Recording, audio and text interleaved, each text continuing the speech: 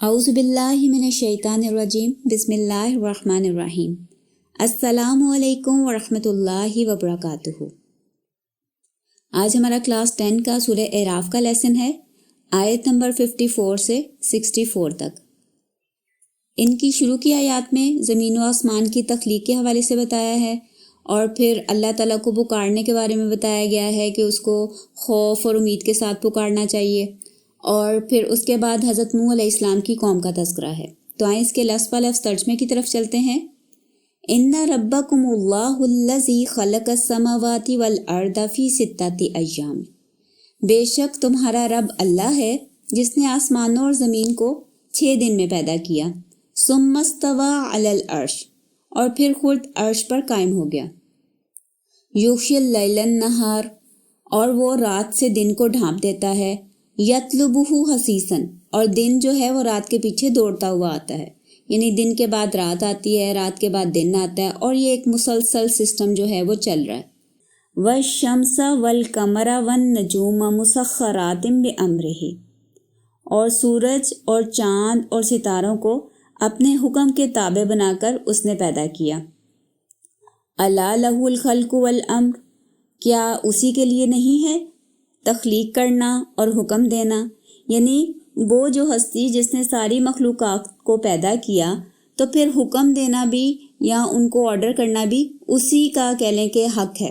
یعنی اللہ تعالیٰ ہی ہے جو حکم بھی دیتا ہے، اور اللہ تعالیٰ ہی ہے جو تخلیق بھی کرتا ہے، یعنی خالق بھی وہ ہے اور حکم بھی اسی کا چلتا ہے۔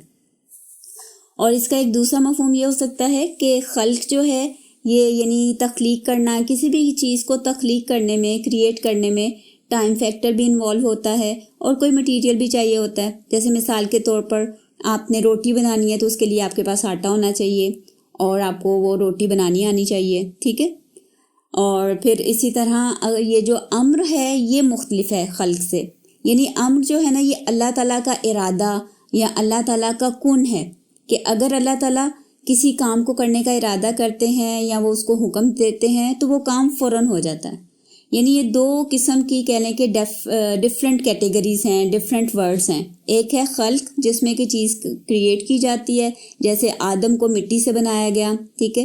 اور ایک ہے امر، امر میں نا اللہ تعالیٰ کا ارادہ یا حکم ہوتا ہے جس کے لیے کوئی ٹائم نہیں چاہیے، کوئی مٹیریل نہیں چاہیے، کوئی اسباب ریکوائرڈ نہیں ہے، وہ ٹوٹلی ڈفرینٹ ہے۔ اور امر میں جو ہے وہ 3 چیزیں نارملی آتی ہیں، یعنی ہماری روح جو ہے وہ اللہ کا امر ہے، اور اسی طرح قرآن پاک وحی یہ اللہ کا امر ہے، اور جو فرشتے ہیں یہ بھی عالم امر کی چیز ہیں، ٹھیک ہے نا۔ تو یہ فرق ہے ان دونوں میں۔ تو یہ دونوں مفہوم یہاں پہ آ سکتے ہیں کہ تخلیق کرنا بھی اسی کا کام ہے اور حکم دینا بھی اسی کا اختیار ہے۔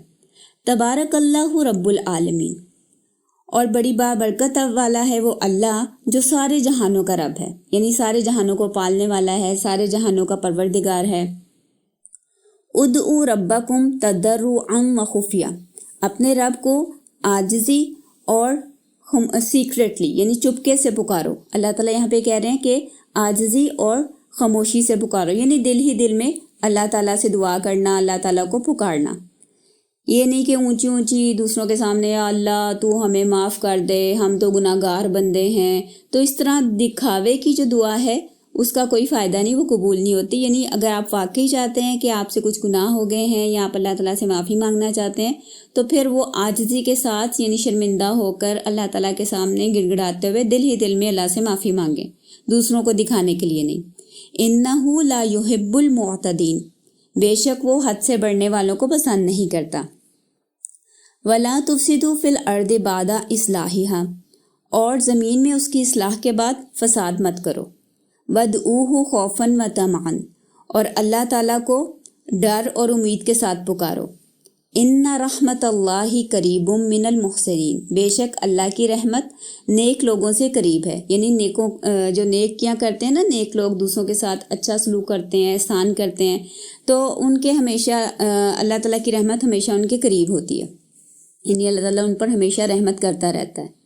وَهُوَ الَّذِي يُرْسِلُ الرِّيَاحَ بُشْرًا بَيْنَ يَدَيْ رَحْمَتِهِ، اور وہی ہے جو بارش سے پہلے اپنی خوشخبری دینے والی ہوائیں چلاتا ہے۔ یعنی آپ دیکھیں نا جب بارش ہونی ہوتی ہے یہاں پہ اللہ تعالیٰ کی رحمت سے مراد ہے اللہ کی بارش، تو بارش سے پہلے ٹھنڈی ٹھنڈی ہوا چلنی شروع ہو جاتی ہے، تو وہ ایک قسم کی وہ خوشخبری دینے والی ہوائیں ہوتی ہیں کہ اب بارش ہونے والی ہے۔ حتیٰ اذا اقلت صحاباً ثقالا سقناہ لبلد میت، یہاں تک کہ جب ہوائیں بھاری بادلوں کو اٹھا لاتی ہیں تو ہم اس بادل کو مردہ شہر کی طرف ہانک لے جاتے ہیں۔ یعنی جیسے ہوتا ہے نا کہ گرمیوں میں یا جب فصلوں کو بارش چاہیے تو اس وقت جب ٹھنڈی ہوا چلتی ہے بارش سے پہلے تو کسان اور وہ جو لوگ جنہوں نے فصلیں وغیرہ لگائی ہوتی ہیں نا وہ لوگ بہت خوش ہوتے ہیں، یعنی ان کے لیے ایک بہت بڑی خوشخبری ہوتی ہے کہ اب بارش ہونے والی ہے، کیونکہ بارش ہوگی تو پھر ان کی فصل جو ہے وہ اگے گی، وہ نکلے گی اور پھر اس سے ان کے گھروں میں پیسے اور کمائی وغیرہ آئے گی۔ فَأَنزَلْنَا بِهِ الْمَاءَ، اور پھر اس بادل کے ذریعے ہم پانی نازل کرتے ہیں، یعنی بارش نازل کرتے ہیں۔ فَأَخْرَجْنَا بِهِ مِنْ كُلِّ الثَّمَرَاتِ، اور پھر اس بارش کے پانی کے ذریعے ہم ہر طرح کے پھل یعنی ہر طرح کی فصلیں جو ہیں وہ ہم اگاتے ہیں، نکالتے ہیں۔ كَذَلِكَ نُخْرِجُ الْمَوْتَى لَعَلَّكُمْ تَذَكَّرُونَ، اور اسی طرح ہم مردوں کو نکالیں گے، اور یہ بات ہم اس لیے بتا رہے ہیں تاکہ تم لوگ نصیحت حاصل کرو، یعنی ہر چیز اللہ کے اختیار میں ہے۔ وَالْبَلَدُ الطَّيِّبُ يَخْرُجُ نَبَاتُهُ بِإِذْنِ رَبِّهِ، اور بلد جو ہے یہ ویسے لفظی طور پر شہر کو کہتے ہیں، اور یہاں پہ مراد ہے زمین کا ٹکڑا، یعنی زمین، کیونکہ آپ دیکھیں نا شہر کی جو باؤنڈری ہوتی ہے وہ بھی زمین کے ذریعے ہی مینشن کی جاتی ہے نا، کہ یہاں پہ ایک شہر ختم ہو رہا ہے اس جگہ تک اور یہاں سے دوسرا شہر شروع ہو رہا ہے، تو یہاں مراد ہے زمین۔ الطیب، طیب کا لفظ جو ہے یہ پاکیزہ کے لیے بھی استعمال ہوتا ہے اور اس سے مراد عمدہ بھی ہوتا ہے، یعنی بیسٹ۔ تو جو عمدہ زمین ہے یخرج نباتہ بإذن ربہ، تو اس کا سبزہ جو ہے یہاں پہ جو پودے اگتے ہیں وہ اپنے رب کے حکم سے نکلتے ہیں، یعنی بڑے زبردست اگتے ہیں۔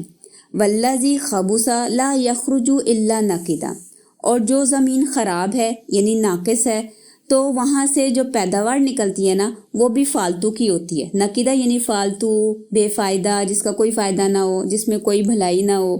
تو اس سے یہاں پہ یہ مراد ہے کہ جیسے کوئی بنجر زمین ہے یا کوئی فالتو زمین ہے یا خراب ہے، سیم تھوڑ والی ہے، تو وہاں پہ جو چیز اگتی ہے نا وہ بھی جھاڑیاں، جھاڑ جھنکار ہوتی ہیں جن کا کوئی فائدہ نہیں ہوتا، نہ اس پہ کوئی پھل والے درخت اگتے ہیں، نہ کوئی فصل اگتی ہے، تو فالتو کی چیزیں اگاتی ہے۔ کذالک نصرف الآیات لقوم یشکرون، اور اسی طرح ہم شکر گزاروں کے لیے مختلف طریقوں سے اپنی آیتیں بیان کرتے ہیں۔ اب یہاں سے آگے حضرت نوح علیہ السلام کا ذکر شروع ہو رہا ہے۔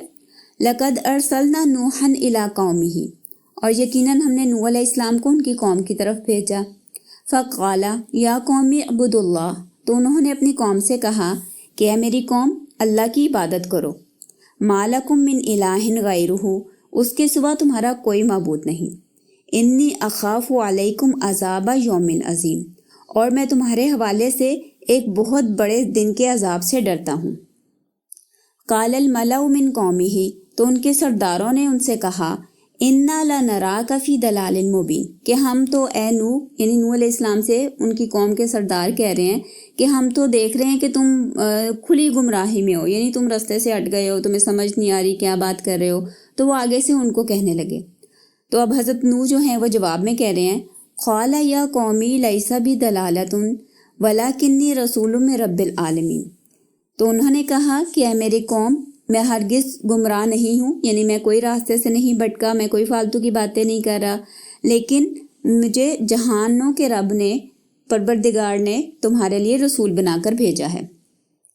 ابلغکم رسالات ربی، اور میں تمہیں اپنے رب کے پیغامات پہنچاتا ہوں۔ وانصح لکم، اور میں تمہیں نصیحت کرتا ہوں یا تمہاری بھلائی کی باتیں کرتا ہوں۔ وعالم من اللہ ما لا تعلمون، اور میں اللہ کی طرف سے وہ باتیں جانتا ہوں جو تم نہیں جانتے، کیونکہ حضرت نوح علیہ السلام اللہ کے رسول تھے نا، تو ان پر اللہ تعالیٰ کی طرف سے وحی آتی تھی، اللہ تعالیٰ انہیں باتیں بتاتے تھے، تو یہی چیز وہ اپنی قوم والوں کو بتا رہے ہیں کہ جو باتیں تمہیں نہیں پتہ، اللہ تعالیٰ کی طرف سے تمہیں نہیں بھیجی گئی، تمہیں نہیں بتائی گئی، وہ میں جانتا ہوں، یعنی اللہ تعالیٰ نے مجھے اس کے لیے سلیکٹ کیا اور میں وہ تمہیں باتیں بتاتا ہوں۔ اوا عجبتم ان جاءکم ذکر من ربکم علی رجل منکم، کیا تمہیں اس بات سے تعجب ہوا کہ تمہارے رب کی طرف سے تمہارے پاس تم ہی میں سے ایک آدمی کے ذریعے نصیحت بھیجی گئی؟ لِيُنذِرَكُمْ تاکہ وہ تمہیں خبردار کرے، یعنی قیامت کے حوالے سے بتائے، وارننگ دے اور غلط کاموں سے منع کرے، وَلِتَتَّقُوا تاکہ تم لوگ تقوی اختیار کرو، یعنی پرہیزگاری کرو، اللہ تعالیٰ سے ڈرو، وَلَعَلَّكُمْ تُرْحَمُونَ تاکہ تم پر رحم کیا جائے۔ فَكَذَّبُوهُ تو ان سب نے یعنی حضرت نوح کی قوم نے ان کو جھٹلا دیا۔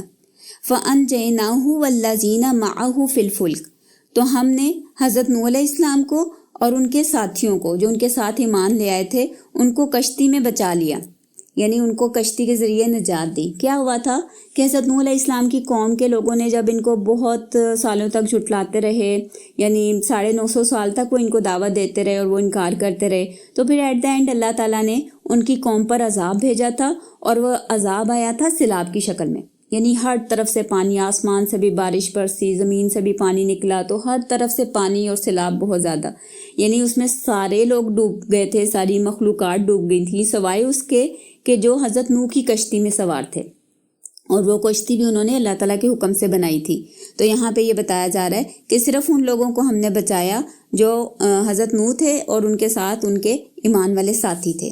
وَأَغْرَقْنَا الَّذِينَ كَذَّبُوا بِآيَاتِنَا اور اس کے علاوہ جن لوگوں نے ہماری آیات کو جھٹلایا تھا، انہیں قبول کرنے سے انکار کر دیا تھا، ان کو ہم نے غرق کر دیا، یعنی ان کو پانی میں ڈبو دیا، سیلاب میں وہ سارے بہہ گئے۔ اِنَّهُمْ كَانُوا قَوْمًا عَمِينَ بے شک وہ لوگ اندھے تھے، یعنی وہ اللہ تعالیٰ کے احکامات سے، دعوت حق سے اندھے بنے رہے اور انہوں نے اس کو قبول نہیں کیا۔ تو یہ تھی ہماری آیت نمبر 64 تک۔ آج کا لیسن کمپلیٹ کرتے ہیں۔ سبحانک اللہم و بحمدک نشہد ان لا الہ الا انت ونستغفرک ونتوب الیک۔